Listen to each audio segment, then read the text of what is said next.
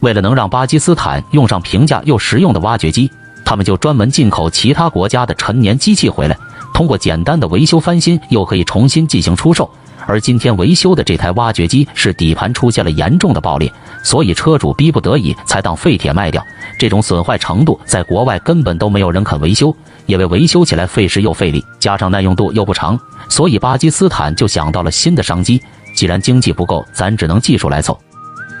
现在废话不多说，言归正传，师傅们将机身拆卸后，把底盘的机油先清理干净，将其全部刮到桶中进行接装起来，待其后面继续使用。毕竟在这里能省则省是他们一直以来坚持的维修信念。由于伤筋动骨的位置在底部，所以要将整个底盘利用吊机翻个面，便于后期修复处理。真是不拆不知道，一拆吓跳，钢板已经出现钙化性的爆裂了。想要钢板恢复到原状是很简单，但是要让钢板组保持原来的强度也有一定的难度。虽然可以直接焊接修复，但钢板的强度和韧性肯定会失去了，所以他们采取最靠谱的修复方案，就是偷梁换柱的方式进行更换。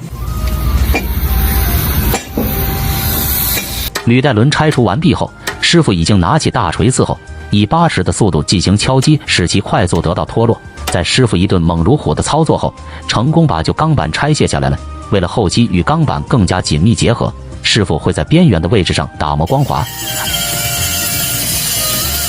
而另一边，师傅已经开始准备要填补的钢板。由于钢条是从那些废弃的钢板中切割下来的，所以避免不了有变形的现象，还需要放到液压机台这边进行矫正。这过程全凭师傅的金睛火眼，根本不需要测量仪，感觉对了就准没错了。接着就可以将钢板按位置贴合在底盘上。由于后期要把原来的履带轮装回去，所以钢板的尺寸要做到100%的精准。先用传统拉线进行测量，再用直尺1再3的确认精度后，接着就可以进行焊接固定了，让两者结合为一体化。这样的技术在国外的话，10拿9稳，到手18000了。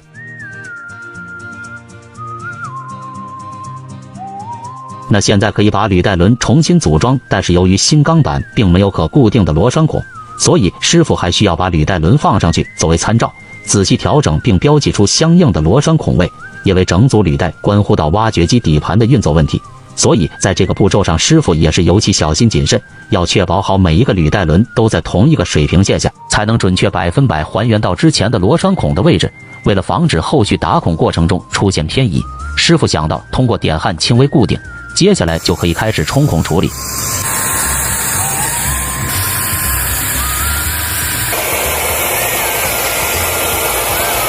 冲好后，把履带轮又全部扳下来，再利用丝锥进行下一步扩大。所以说，这么繁琐的过程，不是所有的工坊都会维修，全程是相当耗时耗力，机器又大又重，没有辅助工具都很难维修。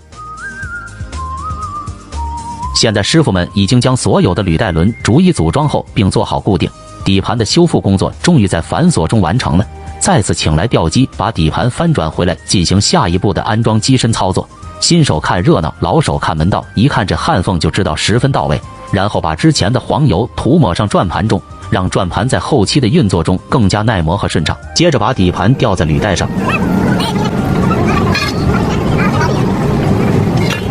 然后就是最后重磅之作，把机身吊装回底盘中，将其合为一体，把底部的螺丝做好收紧处理，将履带按照原来的位置装回去。这台挖掘机终于维修好了，为师傅们高超技术点赞。